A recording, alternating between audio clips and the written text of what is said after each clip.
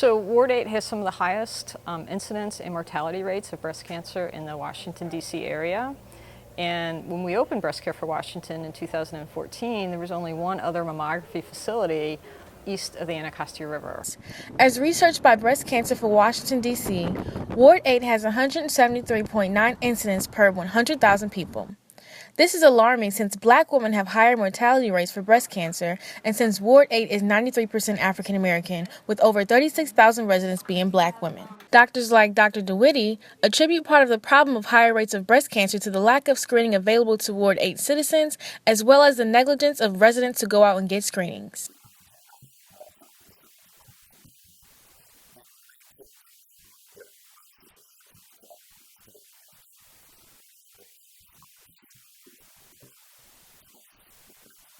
Tina Johnson, having worked in healthcare, knows how hard it is to have access to a facility and having added stressors that may cause you to put off getting your mammography screening. If it's just one center, why is it that people are not going to that center? Why can't I go to a facility like Howard University that's not in the area that I live in? Say a woman has 3 or 4 kids and they got to take these children with them to the doctors. So a lot of times being a mom or in those areas, in certain areas, you put it off. Breast cancer technology has improved to allow for a 3D mammography screening, which takes images and slices and also helps doctors to possibly detect and treat breast cancer earlier. This detection is especially helpful for women with more dense breasts as well. With the radiologist being able to see the underlying breast tissue, there are less callback rates and better detection. So that's another benefit to having the mammograms not only done on a regular basis, but also with the implementation of 3D. Screening with digital mammography is a really good tool for finding breast cancers, and it has been the standard tool for us. I'm hoping that what we'll find is that 3D may help us to see it in a different way. Breast Care for Washington, D.C. is the only facility in Ward 8 that offers 3D mammography screenings. Although this technology is helpful, it is not the standard for diagnosis.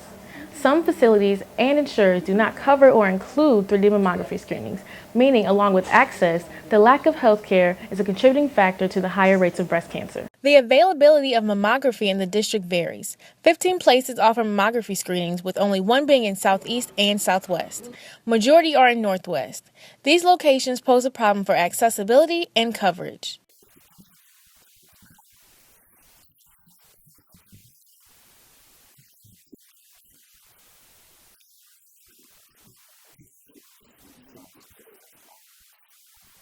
Breast cancer survivor Vicki Russell Walton, being misdiagnosed 4 times in 2007, explains how as a Maryland resident, she had to look for other ways to cover her expenses that accumulated with her treatment of breast cancer. Your medicine, your doctor's visits, and your copay, those are all 3 different payments. They're not the same. So even if you have money for your doctor's visits, you won't have it for your copay. My chemotherapy was almost $7,000 every Friday. Who can afford that? Doctors repeatedly stress no matter the amount of facilities available, yearly mammogram screenings are vital. Skipping 1 year would have made all the difference for Johnson. I probably could have avoided getting breast cancer in 2006 if I went to my doctor in 2005 to get my mammogram done. Both Walton and Johnson have a family history of breast cancer, and Johnson has the BRCA gene in her family, yet they still neglected to get their annual mammograms before being diagnosed. Because not me. We always say, not me, never me. Not me, I'm that chick. No, I got stuff to do. I'm doing this, I'm doing that, So, and I was on my way climbing the corporate ladder. Not me.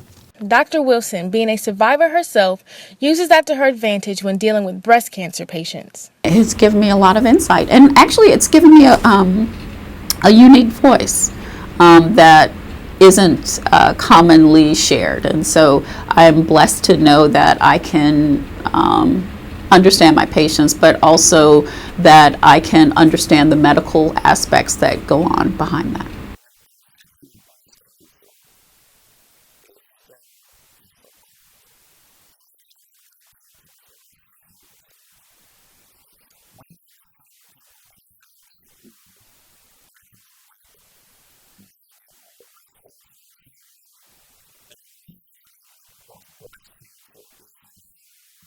The recommendations are that you have 150 minutes of moderate exercise or 75 minutes of vigorous exercise every week.